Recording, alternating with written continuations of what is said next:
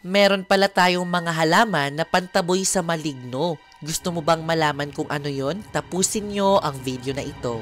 Hello mga ka-jungle, for today's episode ay i-share ko sa inyo ang mga halaman na pantaboy sa maligno. Dahil malapit na ang Halloween ay pag-uusapan naman natin ang mga papalad na halaman na makakapagpataboy ng maligno. Alam nyo ba mga ka-jungle na ang atis o sugar apple sa Ingles ay mabisang pantaboy sa maligno, pati na din ang sumpa at kulam. Ginagamit kasi ito ng mga albularyo at babaylan sa panggagamot ng kulam at pamamagitan ng ritual, kaya nire-recommend ito na mabuting meron tanim ng atis sa labas at sa ating mga bahay. Ito ay mabisang pantaboy sa maligno. At hindi lang ito pang superstitious belief mga ka-jungle, dahil lang ang atis ay maraming benefits din sa ating health. Ikaw ba mga ka-jungle, kumakain ka ba ng prutas na atis? I-share mo naman sa comment below. Ang sunod naman na halaman ay ang tanglad o lemongrass. Alam naman natin mga ka-jungle na ang tanglad o lemongrass ay very beneficial nito para sa atin. Marami din ang uses nito, hindi lang sa health. Ginagamit din itong tanglad as essential oil o pantaboy ng lamok at peste at sa mga pananim. Pero alam nyo ba mga ka-jungle na ang tanglad o lemongrass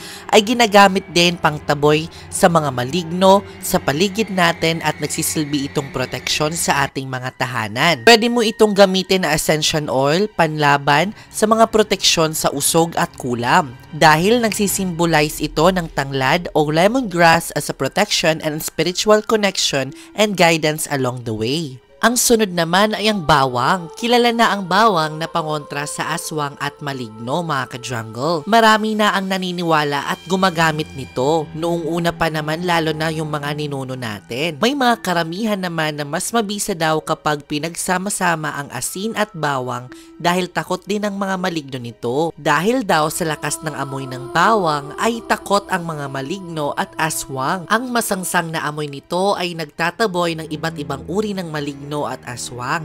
Ilagay lamang po ito sa pinto at mga bintana para hindi makapasok sa ating bahay. At ang sunod naman ng mga dahon ay ang lemon.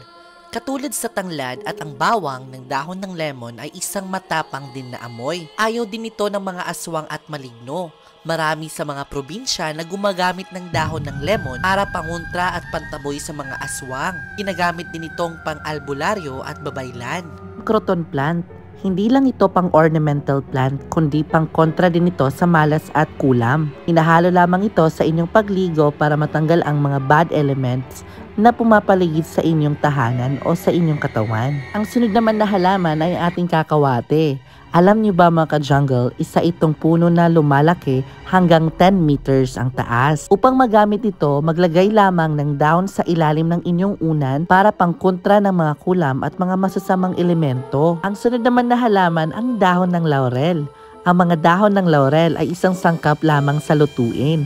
Pero hindi nyo ba alam, magagamit ito sa kontra sa kulam. Kumuha lamang ng 6 na pirasong dahon nito at ilagay ito sa isang container na may lamang asin. At ilagay ito sa likod ng inyong mga pintuan para matanggal ang malas o bad vibes sa inyong tahanan. Ikaw ba mga ka-jungle, ano ang sekreto mo sa panlaban sa masasamang maligno? Na-try nyo na ba ang mga lahat ng mga halaman na nabanggit ko? I-comment nyo naman mga ka-jungle. At kung nagustuhan mo ang video natin, i-comment na yes. At ayan na nga mga ka-jungle, tapos na po ang ating video and don't forget to subscribe, follow, and like this video and share na din. Maraming salamat sa panonood and I will see you next episode because more plant, less stress.